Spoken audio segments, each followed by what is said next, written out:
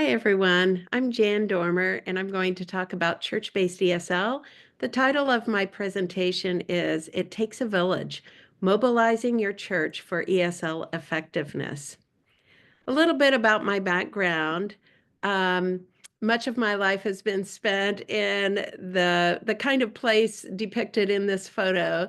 I grew up in interior Brazil, and then my husband and I served as missionaries in Indonesia, Brazil, and Kenya in kind of underdeveloped places often. And we returned to the US in 2012. So I've done a lot of work with TESOL in missions, but I was kind of new to church-based ESL when we returned in 2012, and that's when my TESOL went that direction. Um, so over the past 10 years, I started two different church-based ESL programs, one in Pennsylvania and one in Indiana. In Pennsylvania, when I was teaching at Messiah University, um, in that region, we had a lot of African refugees, we had Muslim students, and we had some Hispanic students. In Indiana, where we are now, I teach at Taylor University now. We have mostly Hispanic immigrants. Both programs involved many volunteers and different types of services for our students. Some differences between the two programs. In Pennsylvania, I knew I was too busy to run the program, so there was a lay leader of the program, and I basically provided seminars to equip teachers. We did have two different levels of classes, and classes were held twice a week, at other times, sometimes just once a week. When we came to Indiana about 5 years ago, um, when we started considering church-based ESL in our local church, I was very excited about the possibility of actually leading the program, teaching in it, directing the volunteers. I envisioned one class with me basically doing teaching, but providing differentiation for different levels of students at different tables with volunteers working with the students. Um, so in just to talk more about the Indiana program, when we started this, it was twice a week for 6 sessions. Um, when I did provide orientation, but I didn't so much set out to equip the volunteers to be able to teach, but to assist and to understand a little bit about second language acquisition and culture and cross-cultural interactions. Basically, the way we ran the program, I taught in the front of the room. We had our program set up in our basement, which is a nice big space, room for a lot of different tables there. So I taught from the front. Volunteers sat at tables with students, and I basically told them what to do. They didn't need any preparation, no special skills. The differentiation for different levels happened when I would direct them to do different things with the material, depending on how hard or easy it was for the student they were working with. In addition to sitting at tables and helping students, we had roles for administrators. We had an administration role. We had childcare. We had roles such as making coffee and providing a welcoming space where they could get something to drink and a snack. Um, but so I was basically in charge. No one else needed to do very much besides just show up and do what they were told to do. So this kind of no skills needed approach, I think, was probably a good way to start this program. It was uh, probably an easier ask in our church than setting out a situation where they would have to become skilled to do something. So we had plenty of volunteers, and a lot of people were eager to get involved. So then, however, as time went on, volunteers took on more ownership and initiative. And this is the point at which I started to see God's hand working in our program and bringing in people that could take the program in directions that I hadn't envisioned. So, volunteers brought in many ideas about ways to minister to our ESL students. We brought our Connect cards from the sanctuary, we brought those down to the basement, to the ESL room.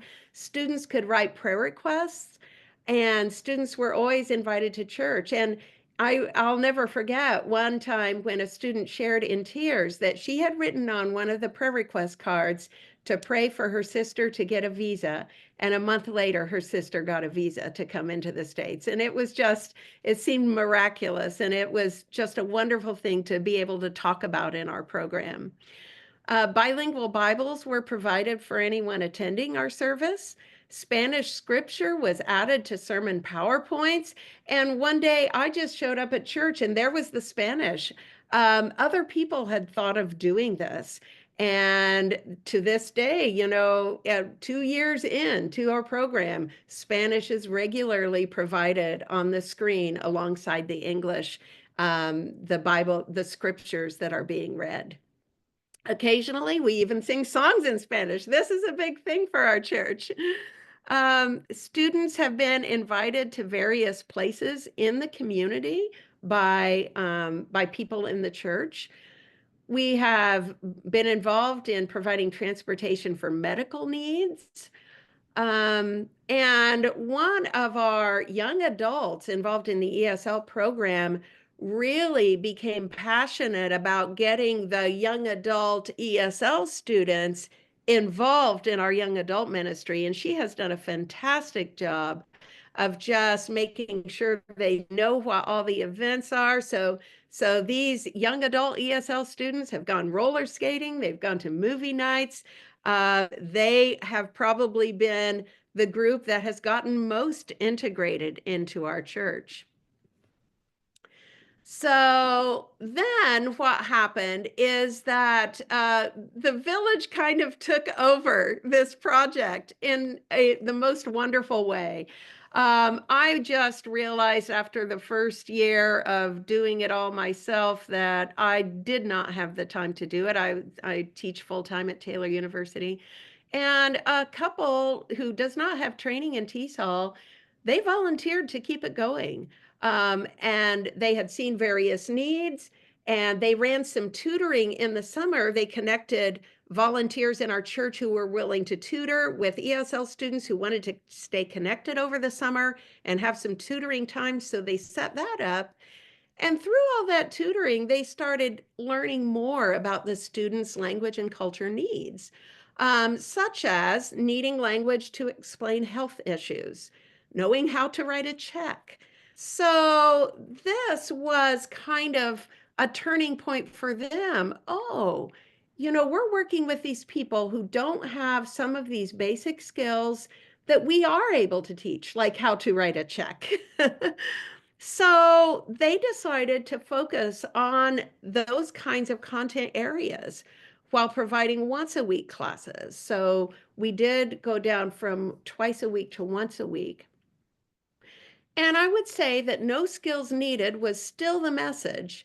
However, the focus was more on meeting students' needs and ministering to them as people, and less on teaching them English. The students have loved it, and they have learned some practical skills that they needed to learn. So, what I see in terms of benefits of the village kind of taking over, it's all about building relationships with the students, and our volunteers have really grasped that and are putting into action, loving your neighbor. The ESL students are treated like regular members of our congregation. They are not a project. Volunteers saw student needs that I had missed in my approach of, we're going to give them a good ESL program. We're going to teach them English. I missed some of those things.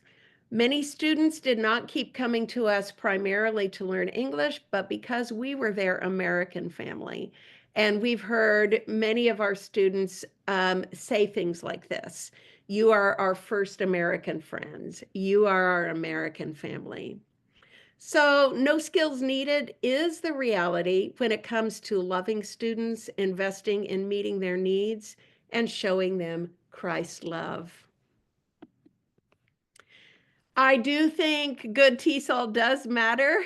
Um, we are I wrote a book emphasizing effectiveness and integrity. And part of that book is Teaching English in Missions. Part of that book is about the fact that we need to provide quality ESL instruction. So I do have questions. Should I provide more oversight? Should we use a label other than ESL? Should our volunteers get training?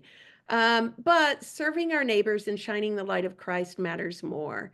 Resources are often not ideal in church programs, and sometimes God uses us to start something, but then takes it in a different direction. And I continue to pray about my role in the future, but one thing I do know, I will never go back to a lone wolf approach to a church-based ESL program. It truly does take a village. And we'll have some discussion questions here now.